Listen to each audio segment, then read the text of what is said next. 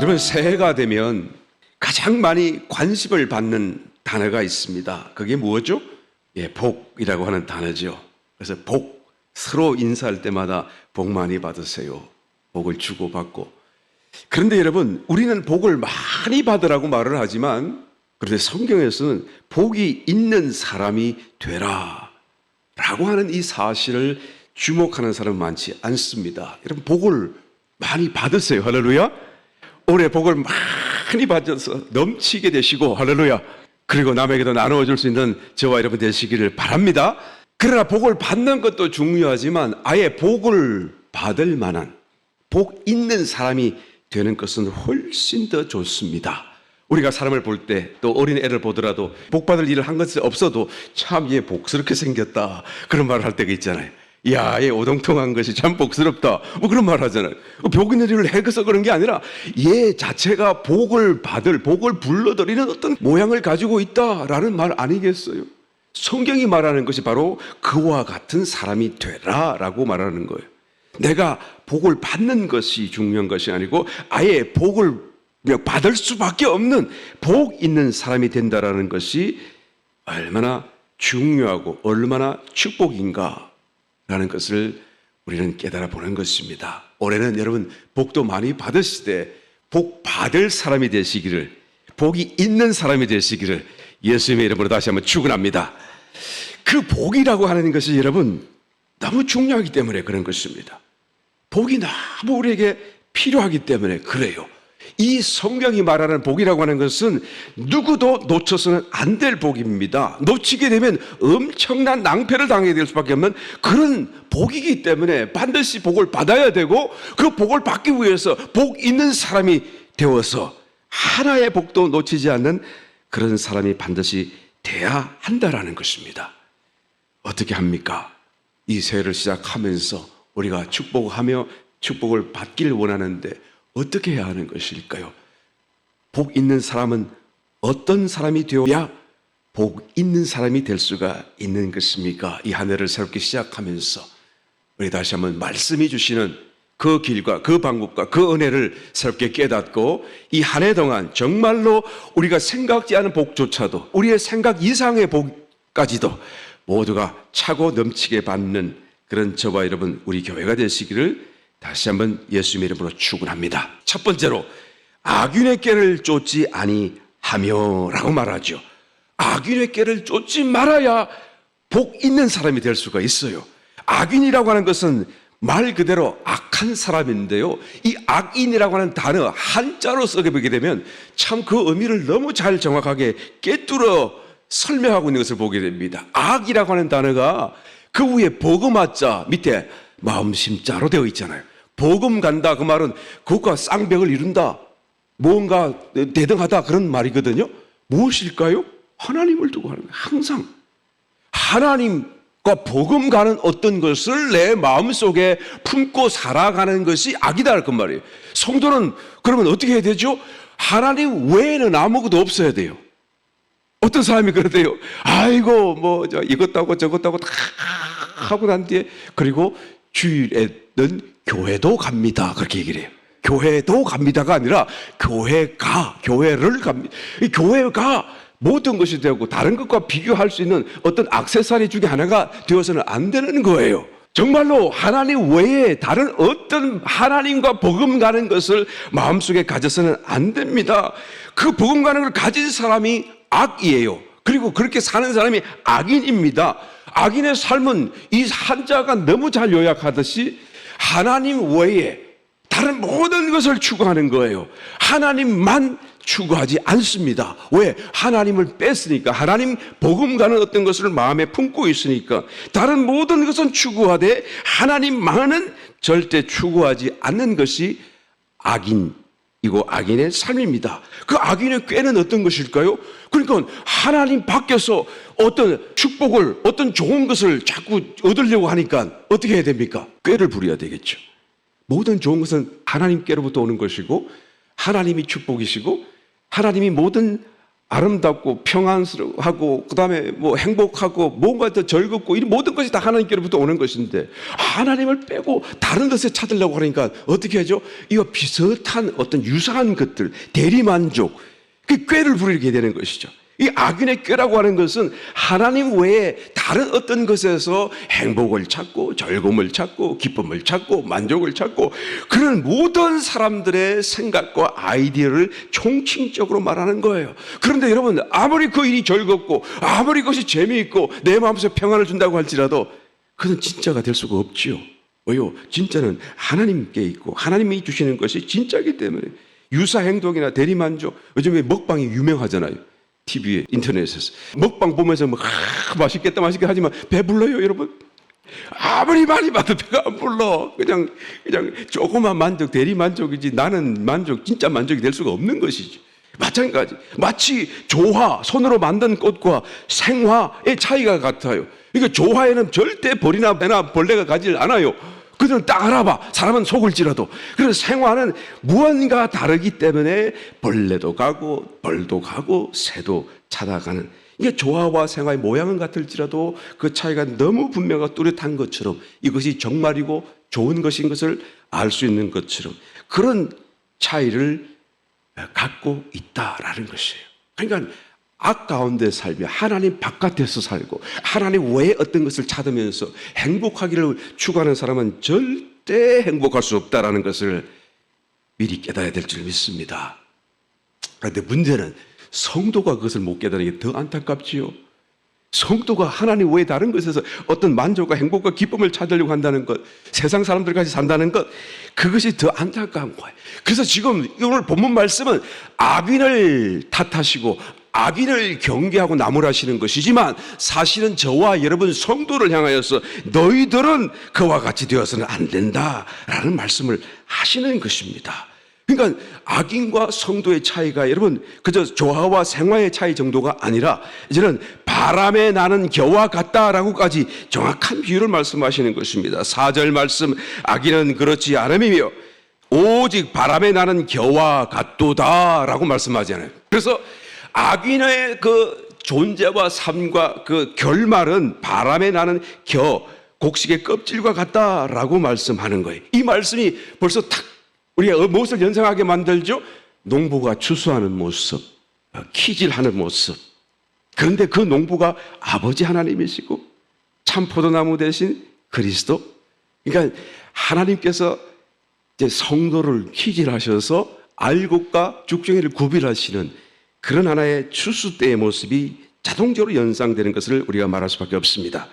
실제로 주님이 재림하실 때 키질하시듯이 알곡과 가라지도 구별하시고 알곡과 쭉정이도 구별하실 거예요. 가라지는 여러분 아예 벼의 그 모습을 담긴 했지만 종자 자체가 다른 것이잖아요. 그래서 벼가 아니에요. 벼의 모양을 가지고 있지만 보리의 모양을 가지고 있지만 그 보리도 아니고 벼도 아니죠.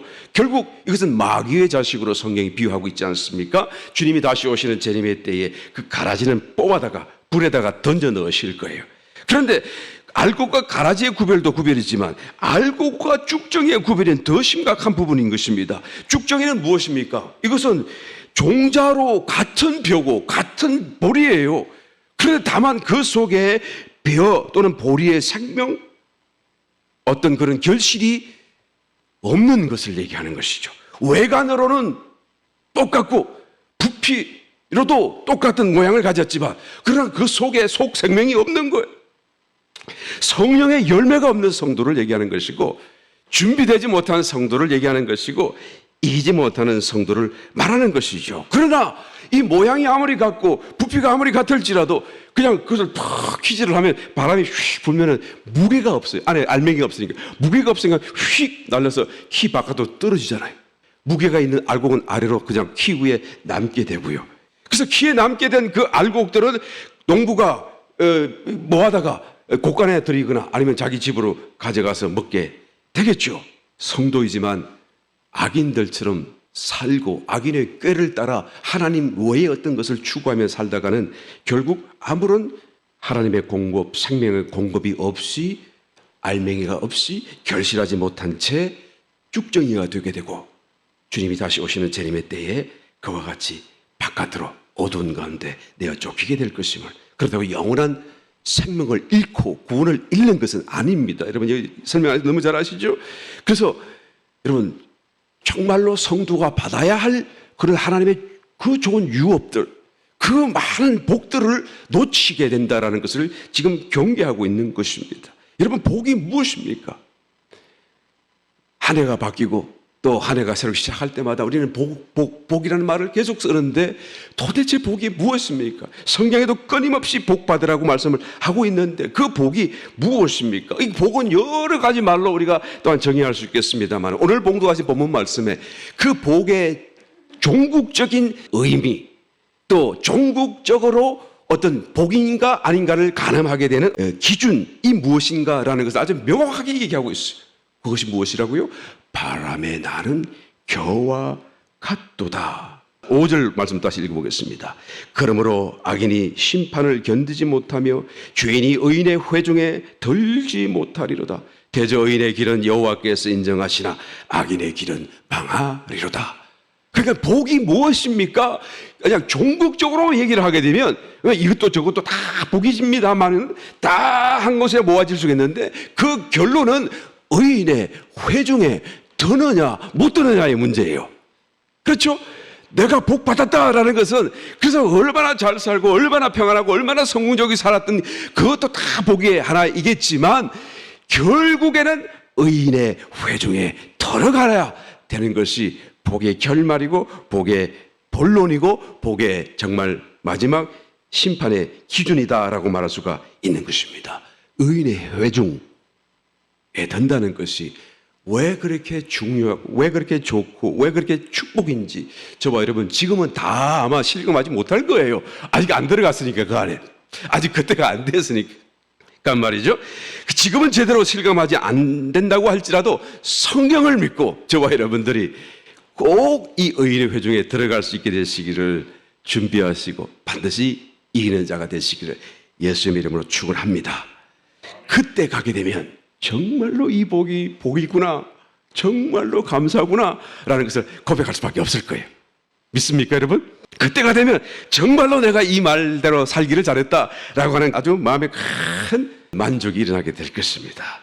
악인의 길을 쫓지 아니하며, 둘째로 죄인의 길에 서지 아니하는 것입니다. 죄의 길에 선다고 하는 것은 지속적으로 어떤 범죄의 삶을 살아가는 것을 얘기하는 것이죠. 길이라고 하는 것은 그렇잖아요. 귀에 딱 들어서게 되면 계속 걷는 거잖아요. 계속 지속적이고 반복적으로 어떤 행동을 요구하는 그런 장소가 길이라고 한다면 그 죄인의 길에 선다고 하는 것은 곧 계속하여 반복하여 지속적으로 죄를 짓는 생활을 살아가는 것을 의미하는 것이죠. 어쩌다가 실수하고 어쩌다가 잘못되고 다윗의 그런 큰 죄가 크다고 할지라도 그처럼 어쩌다가 짓는 유혹당하여 짓는 죄를 얘기하는 것이 아니고 이것은 지속적으로 반복적으로 죄를 짓는 그런 삶을 얘기하는 거예요. 그러니까 그런 삶을 살아서는 절대로 복 받을 생각도 하지 말고 복 있는 자가 될 수 없다라는 것을 지금 말씀하는 것입니다. 죄인의 길에 서 계신 분 혹시 우리 가운데 계시나요? 손 한번 들어보시기 바랍니다. 손 내리시기 바랍니다. 아마 성도로서 죄인의 길에 살고 있는 서 있는 사람은 굉장히 드물 거예요. 없을 거예요. 나는 그냥 극소수가 아니라 없을 거라고 생각합니다. 정말로 성도라고 한다면 하나님이 두려운 것을 안다고 한다면 죄가 무엇인지를 안다고 한다면 이와 같이 죄인의 길에 서서 살아가는 사람은 없을 거예요. 그런데 왜 이런 말씀을 하십니까? 그 죄라는 것이요, 우리가 손으로 짓는 죄만 죄가 아니라 우리의 마음으로도 짓는 것이 죄가 되기 때문에 그런 것입니다. 신약적인 이해 속에서 이제는 우리가 남에게는 다 가리워져 있고 남은 모를지라도 내가 내 마음속에 품고 어떤 있는 것들조차도 다 손으로 짓는 죄와 동일한 죄가 될 수 있기 때문에 이 말씀이 우리에게 여전히 유효한 것입니다. 요한 1서 3장 15절 그 형제를 미워하는 자마다 살인하는 자니 살인하는 자마다 영생이 그 속에 거하지 않은 것을 너희가 아는 바라. 그렇죠? 형제를 미워하는, 내 마음으로만 한 거예요. 말도 안 했어요. 모르고 했어요. 상대방은 몰라요. 그런데 내 마음속에 미워해요. 뭐라고 말합니까? 하나님은 아신다 그 말에 살인하는 자다. 살인하는 자마다 영생이 그 속에 거하지. 아예 없는 건 아니에요. 성도니까 있어요. 영생이 있어요. 영 안에 있어요. 그 속에, 그 마음 속에, 그 삶 속에 영생이 거하여 역사하지 못한다는 것을 지금 의미하는 것이죠. 범죄하는 가운데 살고 있다면 우리가 어떻게 행복할 수가 있겠어요? 복 있는 사람이 되기는커녕 복을 어떻게 받기나 하겠습니까? 이 사람도 미워하고 저 사람도 미워하고 살인한 것과 같다고 그러니까 내 마음은 온통 그냥 블라디 피투성이 될 거 아니겠어요? 사람을 죽이는데 피가 안 납니까? 그런 상태로 내가 어떻게 행복하고 어떻게 평안을 누릴 수가 있어요?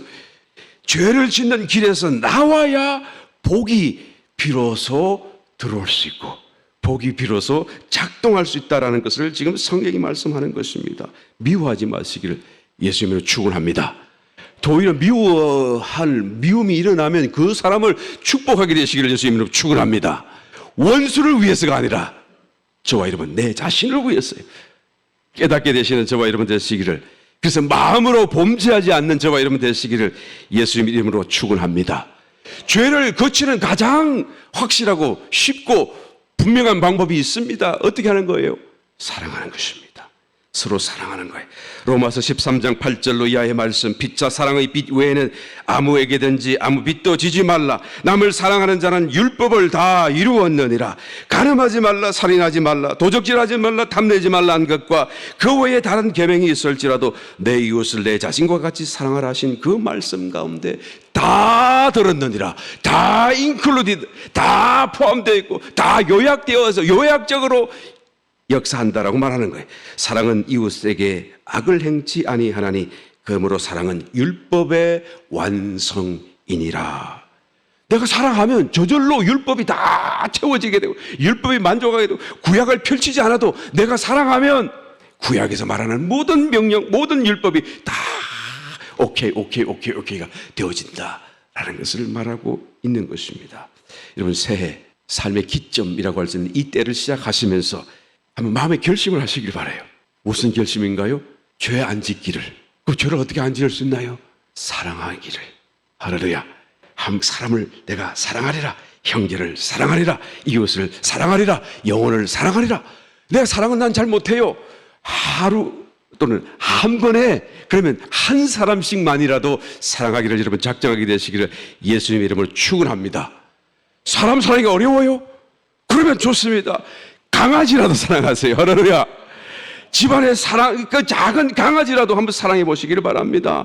여러분, 사랑의 대상에 따라서 사랑의 본질이 달라지지는 않습니다. 그 사랑이 나를 위한 사랑이냐 아니면 이타적인 순수한 사랑이냐 그런 차이는 있을지라도 사랑은 사랑이거든요. 내가 사람을 사랑하기 어려우면 강아지라도 한번 사랑해 보시기 바랍니다. 그런데 그 강아지를 이기적인 사랑으로 내가 좋아서 나의 행복을 위해 사랑하려고 하지 말고 그 강아지를 섬기는 마음으로,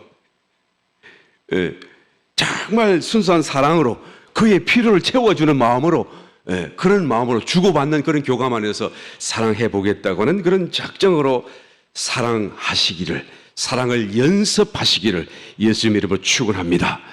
여러분, 사랑하는 동안에는 죄를 지을 수가 없어요. 그래서 복 있는 사람이 되는 것입니다. 그래서 의인의 회중에 들게 되는 것입니다.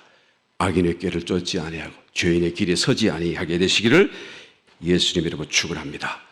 세 번째, 오만한 자의 자리에 앉지 아니하고 라고 말씀하죠. 오만한 자의 자리가 어디에 있습니까? 높은 자리입니까? 사장이 되고 또 지도자가 되는 그런 자리를 두고 얘기하는 것입니까? 지금 본문이 말씀하고 있는 이 오만하다고 하는 이 개념은 어떤 높은 자리, 낮은 자리의 개념이 아닙니다. 높은 자리에 있어도 남을 섬기는 사람이 있지 않아요. 여기서 오만하다고 하는 이 말은 루츠라는 말인데, 이게 scornful, scorn, 영어 scorn 이 말 자체에서 벌써 이제 경멸하는 느낌이 나잖아요. 조롱하고 휘롱하고 그리고 남을 거만하게 비웃고 깔아앉히는 그런 단어예요. 오만하다는 말이에요. 그러니까 자기 자신을 위에 스스로 높이고 남은 자기 밑으로 그냥 끌어당기고, 사탄의 본성이죠. 내가 하나님 앞에 지원받은 피조물인데 자기 영광이 너무 많으니까 내가 이제는 저 영광을 준 저 분과 내가 비교보겠다라고 하는 이런 오만 불순한 마음과 태도를 가진 사단의 마음이 바로 이 오만이라고 하는 단어 속에 다 담겨져 있는 것입니다. 만약 자기 자신의 신분, 자기의 어떤 능력보다도 더 높이 자기 자신을 높이면 그것이 바로 오만이 되는 것이고, 그러나 사실 자기 자신의 능력이나 자기 자신의 어떤 그 신분이 그만큼 높은데 높은 것을 높다고 말하는 것이 그것은 오만한 것은 아니지요. 사실을 사실대로 말한 것뿐이겠지요. 예, 그렇다고 해서 겸손한 건 아니겠지만 말이에요. 사실보다 자신을 더 높이는 것이 오만한 거예요. 하나님 같은 경우에는 당신께서 당신을 아무리 높여도 그걸 오만할 수가 없어요. 오만이라고 하다고 말할 수가 없어요. 왜 그렇습니까? 하나님이 전능하시니까요. 하나님이 가장 높으시니까. 그 높이도 아무리 당신이 스스로 내가 높다, 나에게 무릎을 꿇으라, 영광을 바쳐라 그래도 그 오만한 것이 될 수가 없는 거예요.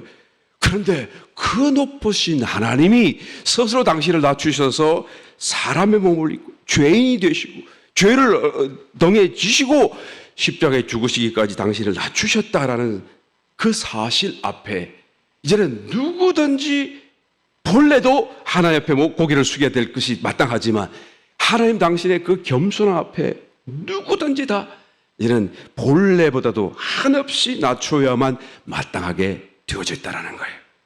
오만한 사람이 있을 수가 없어야 되는 거예요. 오만한 어떤 생각과 행동을 할 수 없게 되어져 있다 그 말이에요. 그래서 자기 자신을 낮추기만 하면, 깨닫고 그것을 참으로 겸손하기만 하면 하나님이 그를 불쌍히 여기시고 그의 은혜를 공급하시는 거예요. 물이 위에서 아래로 흐르듯이 하나님의 은혜도 위에서 겸손히 엎드리는 자에게 흘러내리시게 되어져 있다라는 것입니다. 베드로전서 5장 5절 젊은 자들아 이와 같이 장로들에게 순복하고 다 서로 겸손으로 허리를 동이라. 하나님이 교만한 자를 대적하시되 겸손한 자들에게는 은혜를 주시느니라. 이스라엘의 그 엘리사 선지자가 하나님의 사역을 감당하고 있을 그때 당시에 아람 지역에 나아만이라고 하는 장수가 있었습니다. 그 나아만 장수는 몸에 아주 뛰어난 장수였는데 몸에 문둥병이 있었어요. 그 문둥병을 고칠 수가 없잖아요. 그런데 이스라엘에 선지자가 있는데 그 선지자가 고칠 수 있겠다는 말을 듣고 이제는 자기가 쫙 그때 검은 보화를 싣고 말과 병거를 이끌면서 친히 그 집 앞에까지 왔어요. 시골 집을 찾아온 거죠.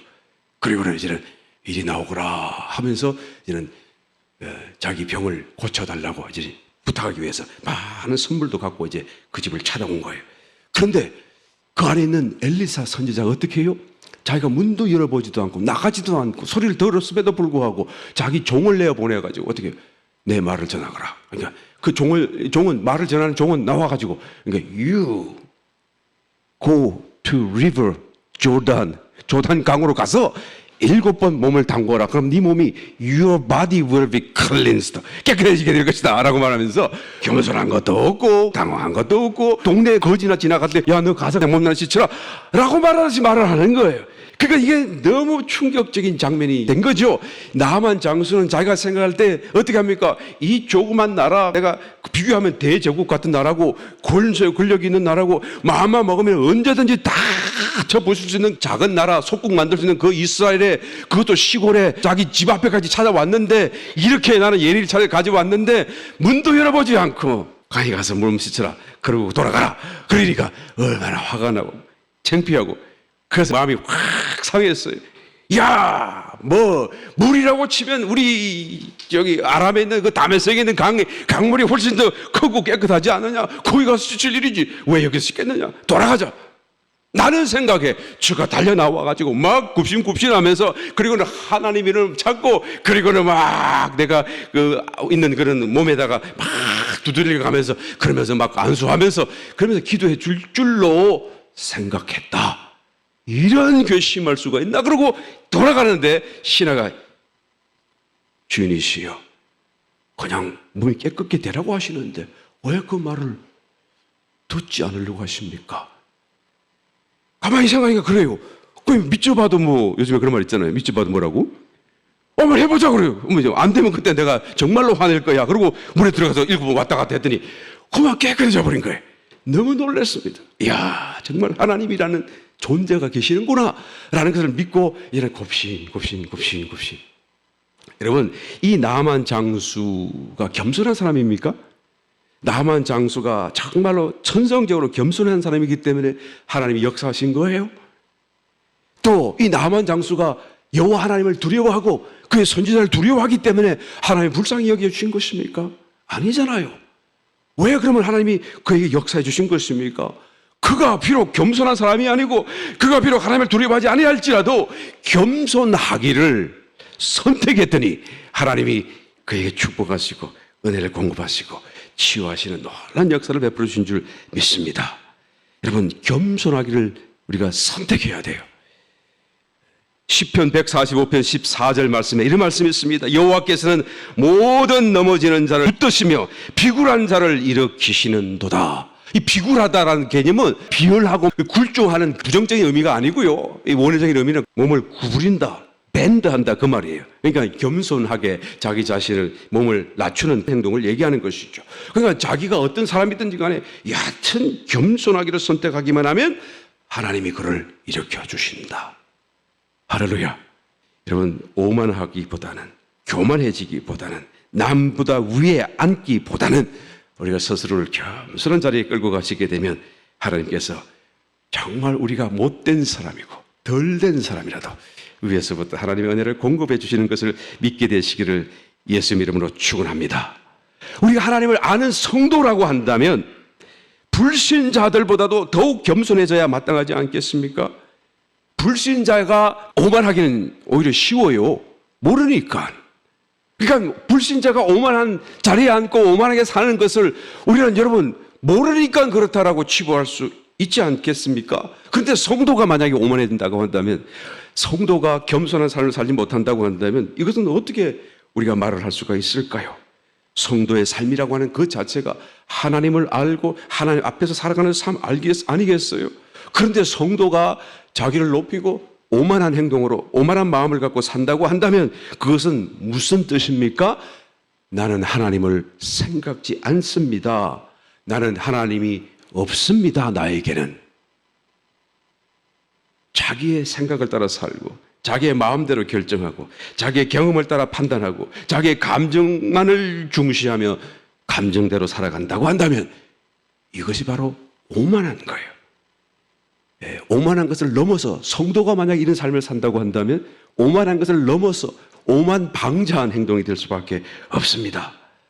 가데스 바네아에 이르는 이스라엘 백성들이 이제 그 숱한 하나님의 기적과 출애굽의 놀라운 권능을 다 보고 체험하고 실감했음에도 불구하고 그 가데스 바네아에서 이 땅 가나안 땅에 들어가기를 주저하고 오히려 우리가 들어가기 전에 정탐꾼을 세워서 먼저 한번 살펴보고 그리고 우리가 무엇을 어디로 먼저 가야 될지 쫙 전략을 짜고 대책을 세우는 것이 좋지 않겠습니까? 그래서 12 정탐꾼을 세워가지고 보냈더니 그들이 돌아와서 하는 말이 너무 부정적인 그리고 불신앙적인 말을 해요. 비록 그 땅이 좋을지라도 그러나 우리는 절대 저 땅을 들어갈 수가 없습니다. 우리가 들어가면 다 죽습니다. 그 옆에 붙고 있던 갈렙과 여호수아가 놀라가지고 옷을 막 찢으면서 무슨 말을 하느냐? 하나님이 우리에게 주신 땅인데 하나님이 가라고 했는데 하나님과 같이 간다고 한다면 우리가 왜 저들은 우리의 밥이라 두려워하지 말라 들어가야 된다 라고 말을 하는데 그걸 듣던 백성들이 어떻게 해요? 돌을 손에 들고 던지는 거예요. 누구에게로? 10명에게로? 아닙니다. 여호수아와 갈렙에게로 돌을 던지는 거예요. 그럴 때 모세와 아론이 하나님 앞에 엎드립니다. 놀래가지고 하나님 앞에 엎드려요. 말도 하지 않고 할 수도 없으니까 말. 그럴 때 하나님의 영광이 그들 앞에 나오지 않아요. 한번 그 상황을 한번 상상해 보시기 바랍니다. 바로 앞에 회막이 있고 회막 위에 불기둥이 올라 있고 지금도 부르륵 지금 불기둥이 그 자리에 있는 거예요. 하나님이 계시고 하나님이 들으시고 하나님이 보시고 있는 그 자리에서 그렇게 숱한 기적과 능력을 보고서도 이제는 그 얼마 되지 않은 거인들 보았다고 그거를 두려워해서 못 갑니다. 죽습니다. 절대 안 됩니다. 라고 하면 원망하고 오히려 하나님의 백성을 향하여 돌을 던지려고 하는 이런 상황을 한번 보시기 바랍니다. 하나님이 얼마나 화나시겠어요. 민수기 14장 11절 말씀을 찾아보면 이런 말씀이 있습니다. 여호와께서 모세에게 이르시되 이 백성이 어느 때까지 나를 멸시하겠느냐? 내가 그들 중에 모든 이적을 행한 것도 생각하지 아니하고 어느 때까지 나를 믿지 않겠느냐? 이 나를 멸시하는 거라 그 말이에요. 정말로 그렇죠. 하나님 옆에 서 계시는데 하나님의 말씀과 약속을 다 걷어버리고 하나님이 없는 것 같이 말하고 하나님이 없는 것 같이 생각하고 하나님이 없는 것 같이 행동하는 이 백성들은 여러분 오만한 것을 넘어서서 beyond 오만, 어떻게 했습니까? 오만 방자하고 오히려 하나님을 멸시하기까지 하는 행동이 될 수밖에 없었던 거예요. 사무엘상 2장 30절 그러므로 이스라엘 하나님 나 여호와가 말하노라 내가 전에 내 집과 내 조상의 집에 내 앞에 영영이 행하리라 하였으나 이제 나 여호와가 말하노니 결단코 그렇게 아니하리라. 나를 존중히 여기는 자를 내가 존중히 여기고 나를 멸시하는 자를 내가 경밀히 또한 여기리라 라고 말하는 거예요. 이제 하나님께서 이제는 달라졌다고 말씀하는 거예요. 너희들을 이렇게 되기를 기대했지만 너희가 나를 멸시하니 이제 나는 달라졌다. 나를 존중히 여기는 자를 내가 존중히 여기고 나를 멸시하는 자를 내가 경밀히 여기겠다라고 말하는 것입니다. 여러분 성도라고 한다면 하나님의 임재를 늘 생각해야 돼요. 그것이 느껴지든 안 느껴지든 늘 하나님 앞에 있다는 것을 생각하며 말을 조심해야 되고 행동을 조심해야 되고 하나님을 생각하면서 여러분 정말 두려움을 느껴야 되고 경외심을 가져야 마땅한 것입니다. 고린도 교회에 있었던 사도 바울은 뭐라고 고백하고 있습니까? 읽지는 않겠습니다만 고린도전서 2장에 가서 보시게 되면 나는 너희들 가운데 있을 동안에 두려워했고 정말 힘이 떨었다. 왜 두려워했습니까? 성령님의 말씀이 나오고 성령님의 가르침이 능력이 또한 너희 가운데 일어나게 되기를 내가 원하기 때문에 나의 지혜의 말과 나의 권하는 말과 인간의 생각으로 너에게 말하지 않고 가르치지 아니하고 나의 모든 가르침과 행위가 다 내 속에 있는 성령님을 따라 하는 하나님의 것이 되기를 내가 정말로 바랬기 때문에 혹시 내가 잘못할까 심히 두려워하고 떨었다라고 말하지 않습니까? 이와 같은 태도가 사도 바울이 겸손하기 때문이 아니라 성도라고 한다면 하나님이 살아계심을 믿는 사람이라고 한다면 당연한 것이다. 저와 여러분들이 이 오만한 자의 자리에 서지 않아야 되는 것입니다. 쉬지 말고 기도하라 하는 그 말씀의 또 다른 이유가 바로 여기에도 있는 것이죠. 계속하여 하나님 앞에 간구해요. 하나님 내가 무엇을 합니까? 무엇을 해야 합니까? 어떻게 해야 됩니까? 어떻게 살아야 됩니까? 하나님 말씀해 주소서. 계속하여 하나님 앞에 기도하는 그런 삶을 살고 자세를 가지는 것이 바로 겸손한 자고 하나님 모시고 사는 사람이고 만약에 기도하지 아니한 사람이라고 한다면 어떻게 합니까? 스스로 오만한 자의 자리에 앉는 것이고 하나님이 없는 것과 같이 행동하는 삶이 될 수밖에 없기 때문인 것입니다.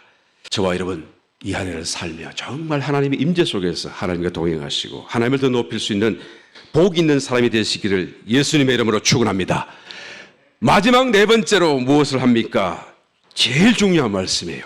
율법을 주야로 묵상하라. 여러분 하나님의 명령이 하지 말라 금기사항이 더 중대한 일입니까? 무엇을 하라라고 하는 권유사항이 더 중요합니까? 우리는 반대로 생각해요. 대부분 하지 말라 하는 것을 안 하기만 하면 괜찮은 줄로 생각하는 거지. 그런데 하라는 것을 안 했을 적에는 사실은 더 위중한 거고 더 나쁜 거고 하나님의 더 징계받을 수밖에 없는 상황이고 하라는 명령을 하지 않았을 때 하지 말라고 하는 그 명령을 거역했을 때보다 더 심각하다는 것을 우리는 깨달아야 돼요. 그러니까 앞에 세 가지 하지 말라는 그 말씀보다 이제는 하라고 하는 이 말씀이 율법을 묵상하라라고 하는 이 말씀이 더 중요한 하나님의 명령이다라는 것을 알아야 됩니다. 언제 하는 거라고요? 잠잘 때 하는 겁니까? 아침에 일어나서 하는 겁니까? 예, 다 하는 거예요. 예, 주야로 묵상하라. 이것이 가장 복 있는 사람이 되기 위해서 중요한 부분이기 때문에 하나님이 하라라고 지금 말씀하시는 것입니다. 이 묵상이라고 하는 성경 원어적인 의미 속에 찾아가서 살펴보게 되면 이것은 하가라는 단어를 쓰는데 중을 그린다. 그만 중을 그린다. 말을 하는 거 실제로 속삭인다. 반복해서 신음소리를 낸다. 뭐 어르렁거린다. 그런 말. 이 어르렁거린다는 말은 막 싸우려고 어르렁거린 게 아니고 그냥 강아지를 키워보신 분들은 아시겠지만 강아지가 뼈다귀를 줬을 때 얼마나 좋아합니까? 그죠? 그걸 물고 막 그냥 뛰고 불고 한 번에 그걸 깨물잖아요. 한번 깨물었다가 놓았다가 깨물었다가 혀로다가 한번 이렇게 했다가 또 이게 맛을 보고 그 행복감을 계속 한동안 유지하다가 이제 때가 되면 이제는 그것을 이제 씹고 먹기 시작하게 되는 거잖아요. 그럴 때 우리가 살짝 손을 잡아당기면 어르릉 그러잖아요. 그래서 꼭 주인이 막 싸우려고 하는 것은 아니고 이거 내 건데요. 왜 빼앗으려고 그래요? 정말 나 좋아하는데요. 뭐 그런 개념이라고 생각하시면 되겠지요. 예. 강아지 언어. 예. 어르렁거린다. 그런 의미를 이 단어 속에 갖고 있는 거예요. 그러니까 나는 이 말씀이 너무 좋은 거예요. 안 뺏기고 싶어요.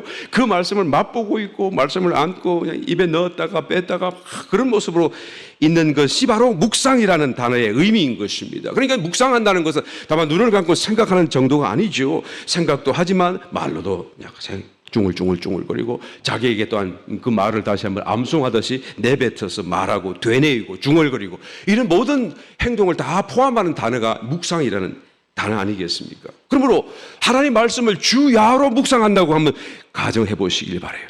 다음 상상해 보시길 바랍니다. 그러면 그 말씀이 어떤 말씀이든지 간에 내 속에 그냥 꽉 각인되고 그 말씀의 의미가 내 마음에 가득 차게 되고 그 말씀이 나의 생각을 지배하고 나를 또한 붙들어가는 어떤 등불 같은 역할을 하지 않겠습니까? 반드시 하나님의 말씀을 묵상해야 되는 이유가 그 하나님의 말씀이 능력이고 그 하나님의 말씀이 축복의 본질이 되기 때문이다라는 거예요. 그래서 앞에 세 가지를 하지 말아야겠다. 물론 하지 말아야 되겠지만 그러나 이 해야 될 것이 없다고 한다면 정말로 축복의 본질이 없는 거예요. 복 있는 사람의 그 복이 빠져버리는 것이 될 수밖에 없는 것입니다. 모세의 시종이었던 여호수아를 우리는 잘 알고 있습니다. 여러분 시종이라는 그 단어는 오늘날 말로 바꾸고 말하게 되면 비서, 세크리테리라는 뜻이 되죠. 비서가 뭘 합니까? 그 섬기는 주인을 잘 이렇게 보좌하는 것인데 무슨 일로 보좌하나요? 그의 모든 일정을 같이 하고 그의 모든 계획을 함께 나누고 그의 생각을 읽어내고 그의 염려 마음의 그런 근심을 다 함께 나누고 그가 당하는 문제 이런 걸 다 파악하고 오히려 주인보다 더 많이 그것을 연구하고 살피고 그래서 주인을 도와주는 일이 바로 비서의 역할 아니겠습니까? 그러니까 모세의 시종이었던 여호수아는 오늘날 말하게 되면 모세의 비서였던 것이죠. 모세의 모든 고민을 다 알고 있고 함께 나누었고 그 모세가 무슨 일로 힘들어하는지 자기가 다 알고 있는 그런 경험을 가진 사람이에요. 그런데 모세가 죽었어요. 그런데 하나님이 그 모세 자리를 여호수아에게 넘기시면서 내가 가라라고 명령하시는 것입니다. 여러분 이 여호수아가 모세와 비교해 보게 되면 하나도 나은 게 없어요. 모든 면에서 부족합니다. 그런데 어떻게 모세가 했던 그 일을 내가 할 수 있습니까? 심지어는 모세도 이 백성들을 다 결국은 다스리지는 수가 없었는데 어떻게 내가 그 일을 하겠습니까?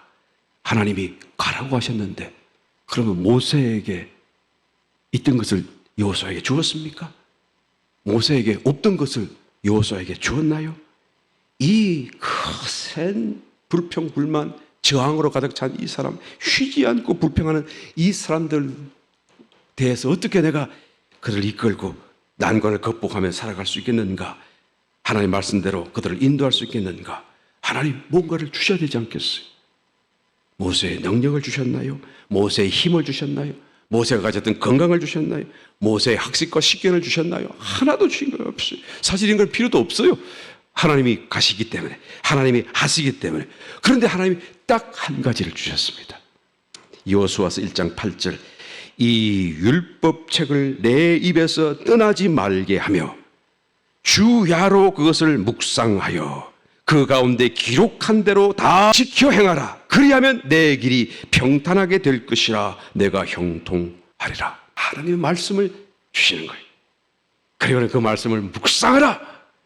그리고 묵상하는 대로 그 말씀을 지켜 행하라 라고 말씀하는 거예요. 다른 어떤 것보다 하나님의 말씀이 능력이 되고 축복이 되는 것을 믿으시면 아멘 하시기 바랍니다. 하나님은 여러분 저와 여러분 가운데 삶 가운데 이 하나님의 말씀을 통해서 언제든지 축복해 주실 준비가 되어 있는 분이세요. 항상 축복해 주기를 원하시는 분이에요. 말씀을 통해서 하나님이 주시는 어떤 작은 감동이라도 그 감동으로 인하여 여러분 크게 기뻐하게 되시기를 예수님의 이름으로 축원합니다. 크고 놀라운 깨달음, 그것만 여러분 받아들고 그것만 은혜라고 말하지 말고 내 마음속에 아주 미세한 감동, 깨달음, 어떤 축복, 은혜라고 할지라도 하나님이 주시는 말씀을 통하여 주시는 것이 있다고 한다면 그것을 여러분 정말로 감사하고 정말로 기뻐하고 그것이 나에게 꼭 필요한 것이라고 믿고 또한 그 복 가운데서 여러분 하나님을 찬미하고 감사하게 되시기를 바랍니다. 왜요? 그것이 나를 복 있는 사람으로 만들어주기 때문에 그런 것입니다. 나를 복 있는 사람으로 만들기 위해서 하나님이 모든 것을 다 합력하여 또한 우리에게 베풀시기 때문이다라는 거예요.